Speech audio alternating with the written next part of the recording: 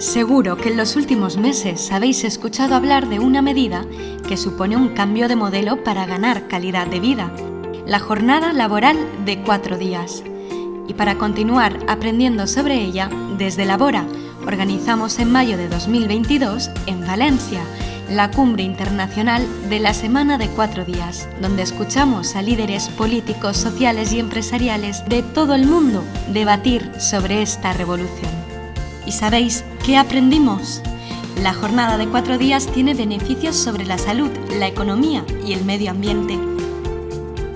Trabajar un día menos a la semana implica más tiempo para pasar en familia, descansar, atender asuntos personales y cuidar nuestra salud mental. También supone menos desplazamientos, menos emisiones, más tiempo para poder comprar en comercios locales y favorecer un ecosistema social más sostenible. Pero trabajar 4 días arruinará la economía. ¡Mentira! Las diferentes pruebas que se han hecho en diferentes países demuestran que la productividad aumenta. Trabajando menos horas, los trabajadores producen más.